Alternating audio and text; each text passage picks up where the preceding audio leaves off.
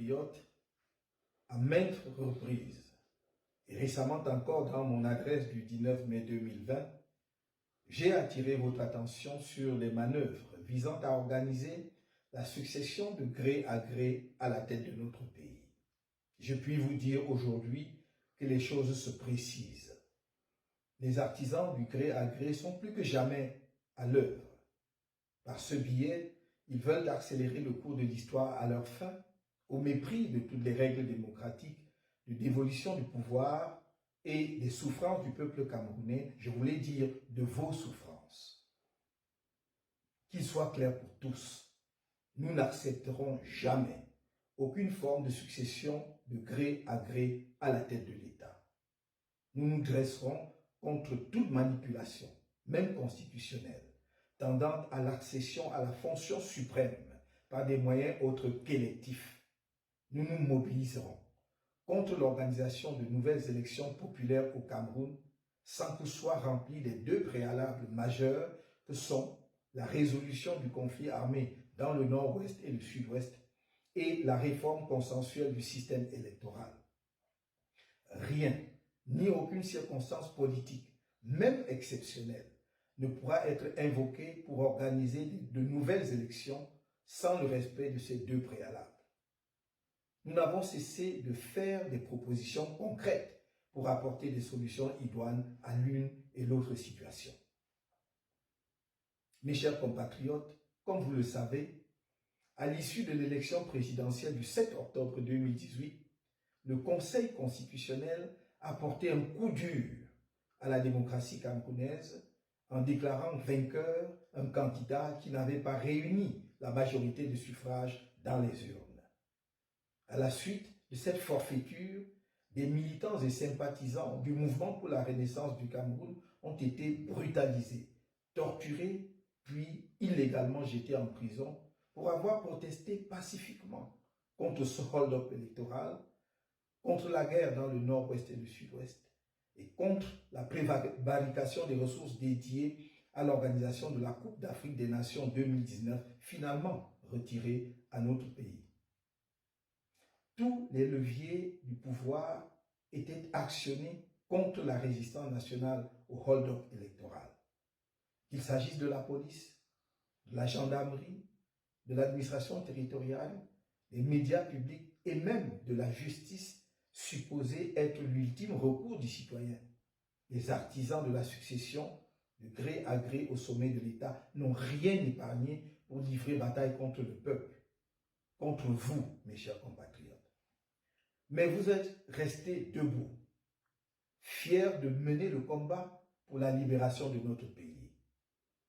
La réponse exceptionnelle que vous avez massivement apportée à l'appel au boycott du double scrutin législatif et municipal du 9 février 2020 que le MRC a lancé le 25 novembre 2019 en est une preuve irréfutable. Par votre non à ce double scrutin, vous avez martelé et réitéré votre non au hold-up électoral. Car il faut bien se rendre à l'évidence que le régime de M. Paul Biya reste sourd, indifférent et dédaigneux face aux souffrances de nos populations martyrisées du nord-ouest et du sud-ouest et aux attentes légitimes du peuple camerounais relatives à la réforme consensuelle du système électoral. Il sait qu'une telle réforme, si elle est bien menée, sonnerait à coup sûr le glas des élections frauduleuses qui ont tristement émaillé l'histoire de notre pays. Vous comprenez pourquoi ceux qui ne veulent pas d'alternance par la voie démocratique dans notre pays sont à l'œuvre et prêts à franchir toutes les bornes avec l'appui de leurs soutiens extérieurs. Tout cela est en train de se dérouler sous vos yeux. Je vous alerte afin que nul n'en ignore, ni aujourd'hui, ni plus tard. Nous sommes rendus à un tournant de notre histoire. Il s'agit de ces moments où chaque peuple doit trouver au fond de lui-même le ressort et le sursaut indispensables pour choisir le cours de son destin. Par notre vigilance collective et notre sens du devoir patriotique, nous devons épargner à notre pays un nouveau désastre de presque un demi-siècle qu'on lui prépare à travers l'usurpation du pouvoir. C'est pourquoi je réitère avec gravité que faute d'une résolution politique de la guerre civile que le régime de M. Biya a provoquée dans les régions du nord-ouest et du sud-ouest, et sans une réforme consensuelle du système électoral à laquelle auront pris part les principales formations politiques et les organisations de la société civile crédibles, le MRC et le peuple du changement n'accepteront pas qu'une nouvelle élection populaire se tienne au Cameroun. Pas plus qu'ils n'accepteront aucune manipulation de la Constitution visant à organiser une succession à la tête de l'État par un mécanisme non électif. Autant dire que l'annonce de l'organisation d'une élection au Cameroun, sans la résolution préalable de ces deux crises qui minent notre pays, sonnera comme une déclaration de guerre. Et tous ceux qui engageront le pays dans une telle aventure en répondront devant notre peuple et devant l'histoire. Trop, c'est trop. Le peuple camerounais a assez souffert de la gloutonnerie de quelques personnes dont toute l'incompétence, l'irresponsabilité et le cynisme s'étalent encore de façon dramatique à la face du monde dans le cadre de la lutte contre la pandémie du Covid-19 et qui croient pouvoir conserver éternellement le pouvoir uniquement par la terreur d'État. Il est temps que la dévolution du pouvoir dans notre pays passe enfin par des processus démocratiques admis dans toutes les sociétés modernes. Que le peuple camerounais ait la possibilité de se donner librement et dans la transparence des dirigeants légitimes qui sont tenus de lui rendre compte sur la gestion des affaires publiques. Nous sommes prêts. La torture, les emprisonnements arbitraires et les humiliations, nous les connaissons déjà. 15 d'entre nous, dont le premier vice-président du MRC, Mamadou Yacouba Mota, sont encore en prison.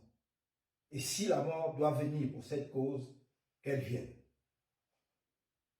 Tenez-vous prêts, mes chers compatriotes, afin qu'ensemble, nous engagions la phase ultime de la lutte pour la libération du Cameroun et l'avènement de la démocratie dans la vie politique de notre pays. Vous devez enfin pouvoir peser sur le destin de notre nation, compter sur un meilleur avenir pour vos enfants, construire un pays fort et lui assurer un rayonnement international. Parce que la voie des élections démocratiques pour l'accès au pouvoir est celle que nous avons choisie résolument depuis le début de notre engagement politique. Je vous invite et vous réitère mon appel à vous inscrire massivement sur les listes électorales pour que le moment venu, l'expression de votre choix soit massive, nette et sans appel. Ceci est un appel à la mobilisation générale des Camerounais de tous les bords pour sortir notre pays de la nuit d'une dictature ivre du pouvoir et du fruit de la rapine et ouvrir une page nouvelle de la construction nationale, celle d'une société libre, fondée sur l'état de droit, ouverte et qui donne à chacun de ses enfants sa chance. Je vous l'ai dit, je ne vous trahirai jamais. Je vous avais dit une chose, je ne vous trahirai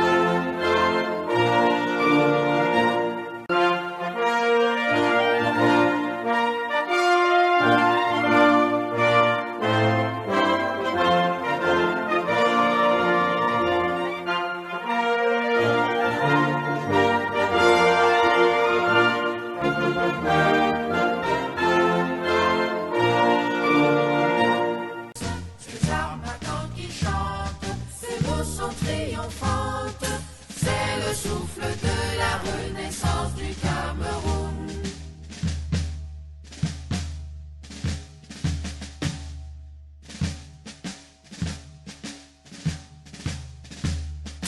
Gloire à Mongabel, gloire à Ruben Oumiobe, Wanje Moumie Mouna Fonta Afana Posamba, lumière de la nation, éclaire nos cœurs de lion. C'est le souffle de la renaissance du Cameroun. Le Koutseri Abatouri de Bakassi à Kérossi, unis par le précieux ruban des noces de Foumbin.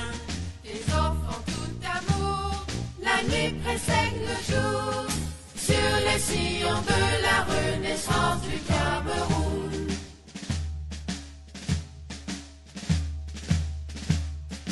Frères et sœurs ensemble, pays des indomptables, sur les sillons de la renaissance du Cameroun. Frères de sang ensemble, prenons le vivre ensemble, sur les sillons de la renaissance du Cameroun. Terre de mes ancêtres, que j'aime de tout mon être, je m'engage sur les sillons de ta renaissance. Afrique en miniature, pour ta progéniture, je m'engage sur les sillons de ta renaissance, sur les sillons de la renaissance du Cameroun. Je m'engage sur les sillons de ta renaissance.